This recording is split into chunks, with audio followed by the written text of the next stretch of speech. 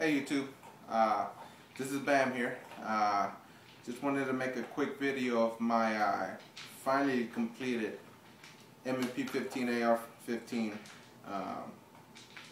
It's an M4 style 16-inch barrel 1-in-9 twist carbine.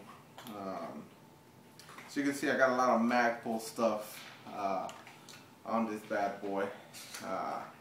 But what I'll do, I'll just go ahead and start from the buttstock all the way through. First things first, we'll go ahead and do a quick safety check to make sure this bad boy ain't loaded. As you can see, magazine empty. Nothing, shoot, no bang. So, safety check done. We'll go ahead and get started here. As you can see, I got the MOE 6-position collapsible buttstock. Now keep it in mind, this is probably one thing I probably will actually upgrade. When I first bought the rifle, this is the first thing I replaced.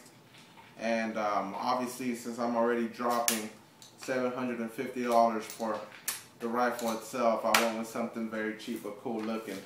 But most importantly, still does the job. But in the future, I will be upgrading to the CTR, one with the interlock-in friction plate down here. So you can probably know, with this MOE, you got very, very slight wiggle. With that CTR, once that friction plate goes down, very minimal, if none, if any, no movement at all. So, but for the most part, I do got this MOE buttstock there. You probably noticed I do got this ASAT Ambi Magpul sling attachment plate back here. For those who have not actually tried this system out yet, I mean, in my opinion, it's hands down the most functional, easiest to go from strong to weak point plates in the market. Highly recommend that. Highly recommend that. So you can see, pistol grip with an MOE edition. Pistol grip, I know a lot of people are running in my ads, but I don't know, just my preference. I'm okay with the one piece. I don't really feel comfortable with that finger clamp there. I mean, I have big hands, so just fine with this MOE pistol grip there. So you can see, went with the Myad and it has trigger guard. I do shoot with these gloves, so with that being said, I mean, there's more than enough room to do what you got to do there, especially with this battery assist device that I got installed as well. I'm sure you can see that. Got the bad lever installed. Another thing, another great product from Magpul. Like I said, you're shooting, boom, boom, boom, boom, boom. Switch out, boom, down, you're ready to rock and roll. So I might shave down tenths of a second, but like they say, you never know. It's probably enough time from life and death. So very good product there as well. I'll go ahead and start with the whole rail guard system.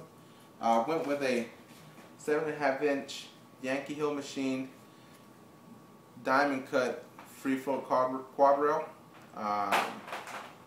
Reason I went with the carbine length, I was thinking of getting a Spectre length done to here, but I'm more like I said, I'm more of a mechanical guy. As you can see in my example, I got my front sight here. I like to see this little minor details on a gun. Whenever you have the Spectre length, people tend to put their sights right on top of that, and like I said, they look badass in my opinion as well. But this is just me. I like to see little things like that. With not only that, everybody makes a big fuss about the weight on the carbine as well. I'm not running a lot of light systems. I mean, laser system, light system. Will do maybe in the future, but as for now, no. Yeah, I mean, I didn't feel like there was any need for that amount of weight added onto your carbine if you're not going to really, acquire so much rail. So went with the carbine length. I mean, it works fine for me. Not only that, you can see it went with the Magpul covers. Now these are the ones, the two-piece clip-ons. No, they make different varieties, but I don't know. These look pretty cool in my opinion. Not only that, another thing too, that's, if not probably one of my favorite things on the gun, is this angle foregrip. Now for those who have not shot with this angle foregrip or used it, I highly recommend it. My younger brother has a AR15 as well, and he has the pod, you know. I don't know, I'm not a big fan of that. I just feel like the whole weight of the rifle's on top of that. With this angle foregrip, I mean, I just feel like I'm in control, you know. It's just like bam, you know. It's like wherever you need, I mean, it's there. So you might want to look into that, try it out, see how it feels. But for me, I mean, it works great. But then again, like I said, I mean, I have big hands, so I mean, not only that, as you can see, I went with that Magpul RSA ring attachment, rail sling attachment. I know I got one down here, but I mean, I figured to put one in there or close the gap between the ASAP and this here, so I have a tighter, you know, a tighter distance for whenever, you know, you need to get hands-on in the rifles in the back, you know. So I went ahead and used that there. Works fine for me, no complaints, like I said. As for flash suppressors, this is the last piece of my build that actually I just put on there. The Yankee Hill Phantom 5C2, I believe, flash suppressor that gives you about a 98% flash reduction. I know there was this other one that I was looking into. Not really, can't remember the actual name of it, but it gave you 100% flash reduction. But for the price and I mean the style, the way it looks, I mean I went with this Yankee Hill machine product here, this Phantom. So haven't got it, I haven't shot it with it, but I mean it looks pretty rad in my opinion. So with the price and quality, I mean I think you can't go wrong with that. So that's just something you might wanna look into. My sights, not sure if you noticed, went with Yankee Hill machine sights as well. I went with the rear flip up, I believe it's the A1 one with the flywheel sight, and the front I went with a front gas block tower sight.